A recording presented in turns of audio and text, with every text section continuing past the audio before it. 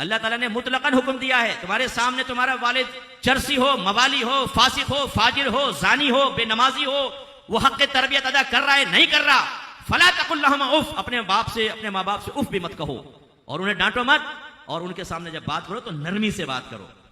مطلقاً ماں باپ کا حق بتایا۔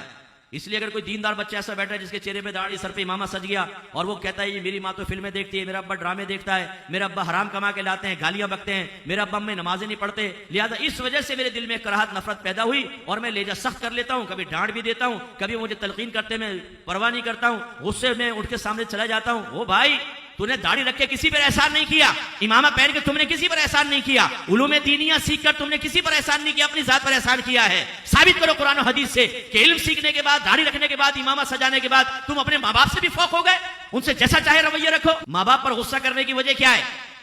جی یہ نافرمانی کر رہے ہیں، تو تم کیا کر رہے ہو؟ تم بھی تو نافرمانی کر رہے ہو۔ اللہ نے تو حکم دیا تھا ماں باپ سے اف سے بات بھی نہ کرو۔ اس لیے جو بچے بیٹھے ہوئے ہیں، اگر میں پیرنٹس کے متعلق کوئی بات کہتا ہوں، دو جہت سے سنیں۔ ایک تو یہ کہ ہمارا کوئی لینا دینا نہیں، مفتی صاحب جانے، ہمارے والدین جانے، نمبر 1۔ نمبر 2 جو میں کہتا ہوں وہ اس لیے بھی کہتا ہوں جو یہاں ان میرڈ بیٹھے ہوئے ہیں، قریب آپ نے بھی شادی کرنی ہے، آپ شوہر بنو گے، پھر بچہ پیدا ہوگا، باپ بن جاؤ گے۔